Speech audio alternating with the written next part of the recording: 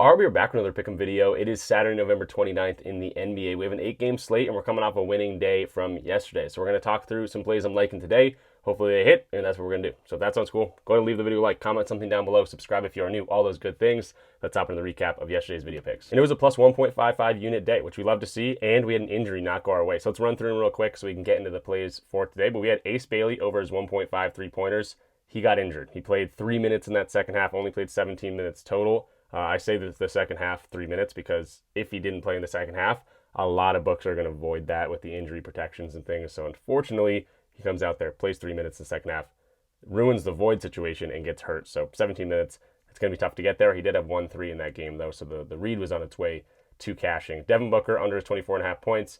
Easy money there. He ended with 21. Tough matchup for anyone. Dyson Daniel to get a block. 3 steals. Did not get a block. Again, we only threw 0.25 units on it. Not going to hurt us too much on that one. But Onyeka Okongwu over his threes, he cashed that. I think he ended with 2, maybe 3, but I think he definitely ended with 2. But that was a plus 130 play, which we love to hit.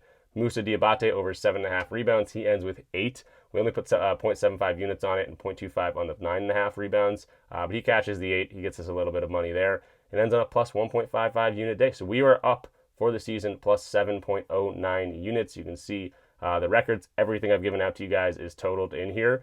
Very transparent over here. We were up in October, now up in November. And yeah, we've been killing it. If you actually want to get access to all my plays, you can hop into the Discord, link in the description down below. We've been absolutely killing it in November. In October, we were up about 82 units, already up plus 119.2 units. That means if you're a $15 sports bettor, you're going to be up about $1,800 right now. 39% ROI. I know it's not everyone's cup of tea, but I do attack PrizePicks, Underdog, Dabble, Sleeper, a lot of those DFS platforms in which we're going for plus $500 parlays, plus 1,000 parlays, plus 1,900 parlays, and you're going to have to deal with some downtrends a little bit. This will be like a 2-3 day downtrend where you're losing 3-4 units, but then you have a massive day where you win 20 plus units or something like that. That's how I've always done it. It's worked out for me. I've been a profitable sports bettor for the last 2 years and using exactly the strategy. So if you want access to all my plays, I do send out straight picks. You do get the YouTube video picks before anyone else as well.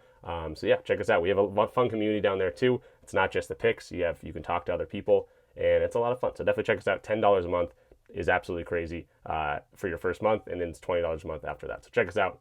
Let's get into the picks for the day. So let's hop into Props Madness and start talking about our plays here. If you're watching this video and you're like, dang, I need to check this tool out, you can. 25% off your first month using the link in the description down below. It lets them know that I sent you there. They just added a totally new shot type analysis chart. They get better and better as the season progresses, as we get more and more data. The filters are crazy. Props Madness is awesome. And we're going to use this to check out Emmanuel Quickley here. 23.5 points and assists for Emmanuel Quickley. The hit rate's not going to be amazing here, but I just need him to shoot maybe at least 40% from the field, and I think he can get over this line, especially because RJ Barrett is going to be out of this game. Why do I like Emmanuel Quickley in this one? Well, first of all, I don't love Scotty Barnes' matchup to score the ball. He's been a rebounding machine without RJ Barrett. And Brandon Ingram is also kind of a guy that gets to the free throw line. He can do some pick and roll ball handling. He's kind of more of a multifaceted approach offensive player.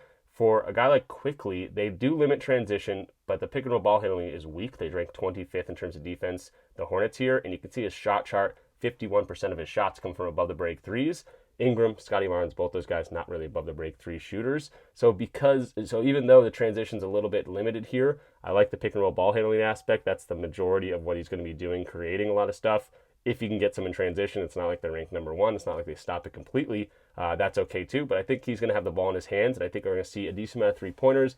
We got the pull-up now. You can see this, 34% of his shots come from pull-ups. They rank dead last in pull-up situations, which is a good thing for a guy like Brandon Ingram, even Scotty Barnes. But I love the above-the-break three defense is weak, and I love the pick-and-roll ball handling defense is weak. So that's why I picked Emmanuel Quickley here, because it's hard to pick a Raptor, and without RJ, it gets a little bit easier, and I'm focusing in. Scotty, don't like his matchup to score at all today. Ingram, a little bit better for sure, but I'm going to go with Quickley because he's been playing pretty well in terms of assisting, and I do like his opportunity to score the basketball. Let's just take a look at the games without RJ Barrett here. He shot 19 times, 32%. Shot 14 times, 36%. So if we're going to see his field goal percentage here, he's shooting 45% on the season. He hasn't had, pretty much every game he doesn't shoot well, he goes under this line. If we can get at least 40% from the guy, this hit rate all of a sudden becomes a lot better. And again, we're getting more usage, more volume from this guy. without RJ Barrett in the lineup. So it's a weak defense overall. Defensive rating 24th ranked. They give up a lot of assists. Assists allowed 27th ranked.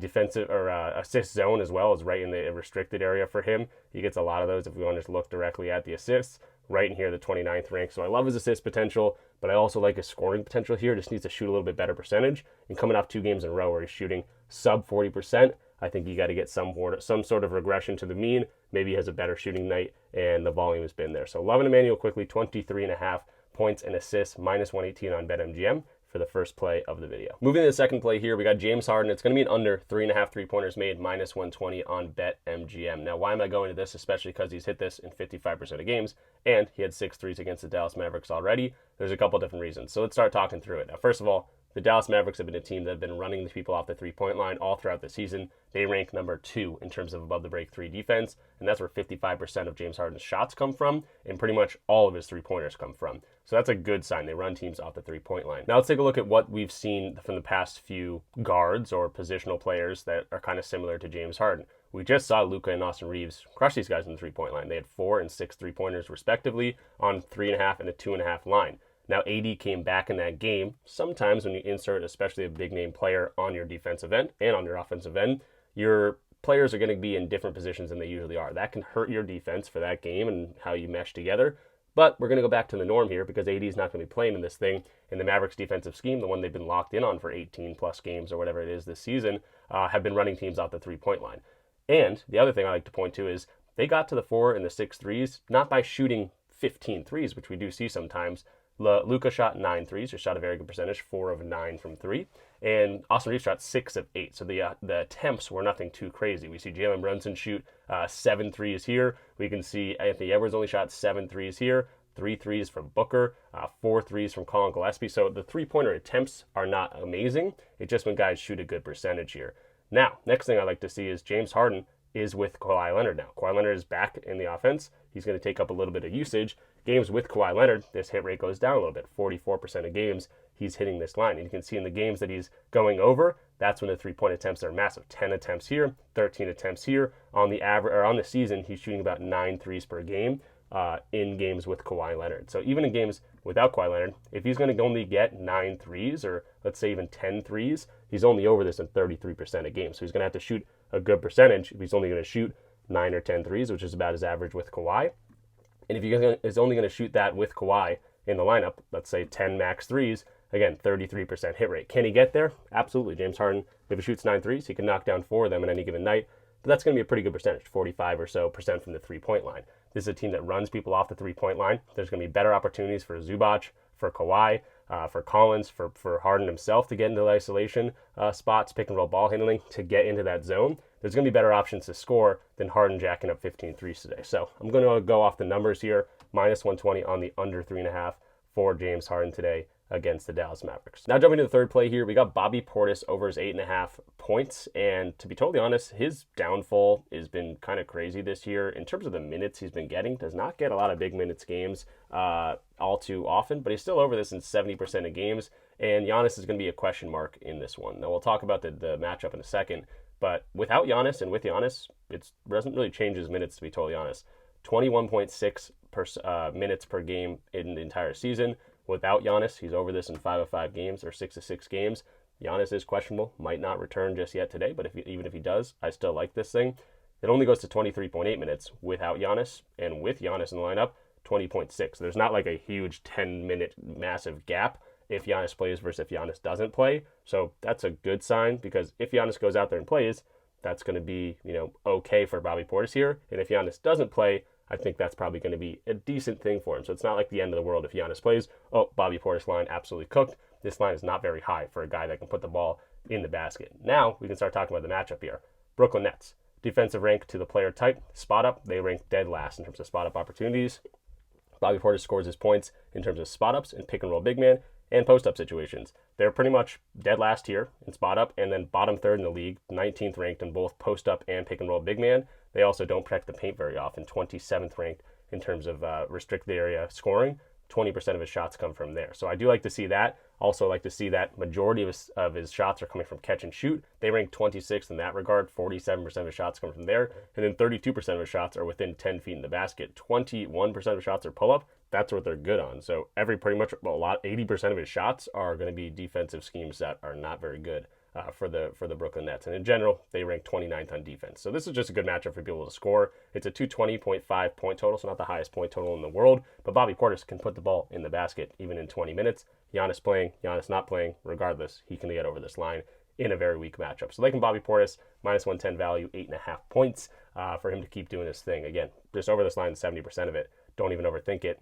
but I did, and we got a great matchup for it. And the fourth and final play today is going to be a guy that's questionable. He might not play in this game, but one of my favorite things to do actually is go to guys that are questionable and attack their unders in good matchups, because maybe Keita goes out there and he's restricted or something like that, because he is coming off a injury that's kept him out of the last 2 games or so, and he's got a horrible matchup to score some points today. So we're going to actually go to his under 9.5 points, minus 125 on BetMGM right here. He's over this in 35% of games, and he's got a really tough matchup to score inside. He pretty much scores all of his points. Actually, he doesn't pretty much score. He only scores points within the restricted area. 82% of his shots coming right there, and then 18% of his shots coming in the non-restricted area of paint. So this is a difficult matchup. Less than 10 feet, 99% of his shots. They rank 6th overall. You can see positionally, 33% of players are going over this. So like the centers having a tough time against this defense. Obviously, you got 2 pretty good guys in defensively down there. They got Rudy Gobert, one of the defensive players of the year for a long, long time. But yeah, it's just a tough matchup, and he's coming off an injury. I think this is a great spot for it. Just, again, another one you kind of almost don't have to overthink. 35% of games he's going over this, and usually in very easy matchups in terms of interior scoring. Brooklyn Nets, the Washington Wizards. Actually, you can go to just restricted area defense overall. You can see pretty much every time he goes over, it's going to be this uptick. 28th ranked here. The Cavs, 14th ranked there. That's not the worst in the world, but not the best in the world either. 29th ranked here, 27th ranked here. So a lot of the best games he's having are against very weak interior restricted area defenses. That makes a whole lot of sense. And then when he's struggling, he gets kind of close in some of these games, but it's just a difficult matchup overall. This is a guy that only scores in the paint. This is one of the best teams in terms of paint defense overall. And he's got an injury tag. Maybe he doesn't even play. If he doesn't play, no harm, no foul. But if he does play out there, if he's limited in any sort of instance, that's a positive for us. And even if he does go out there and play his normal minutes, it's a difficult matchup. So Keita, he's on my team. I love the guy, but going to fade him at 9.5 points. So under 10 points, minus 125 on BetMGM. So that'll do it for me in this one. Again, 4 plays on an 8-game slate. Not too bad. 4 units down. Let's go through the recap real quick. Emmanuel quickly over his points and assists at 23.5. It looks like it's a BetMGM day. And I will say, we usually have a plus money play, or at least like a minus 105 play in here. I guess I just went for the juice. Minus 110, that's okay. But yeah, we're going for some favorites, which we don't always go to, but I'm liking these spots for all these guys. So again, quickly over his points and assists, 23.5, minus 118. We're going to Harden under his 3.5 threes, minus 120. We got Bobby Portis over his 8.5 points, minus 110. And then Neemias Queta, the questionable tag, he might not end up playing, but no harm, no foul if he does go out there and play. It's going to be a difficult matchup. Any sort of limitation will be a good thing for his under 9.5 points, minus 125. All BetMGM today, too. That's where I saw a lot of the value. So that will do it for me. If you enjoyed the video, definitely go ahead and leave it a like, comment something down below, subscribe if you are new. Again, if you want access to all my plays in a fun Discord community, there's a link in the description down below. I'm giving everyone 50% off right now during the holiday season, and you can get in for $10 for your first month. It's absolutely crazy. There's actually plenty of different ways to get in for a free month as well. So check out the link in the description down below. Check out Props Madness. Again, this is how we've been doing so far, plus 119 units in November. If you're not in here, I don't know what you're doing. Props Madness is awesome. That was a tool I was using all throughout the video. And then, yeah, that's going to do it for me. So, again, like the video, comment something down below, subscribe if you're new, all those good things. I'm obviously still on the road here, not my normal setup. The audio is probably horrible, but that doesn't matter as long as the picks are good and we're on a little bit of a run here. So, I'll see you guys in the next one. Sundays, I don't always make a video, so we'll see what happens tomorrow. But if not, I'll see you guys on Monday. And yeah, enjoy your weekends. Peace out.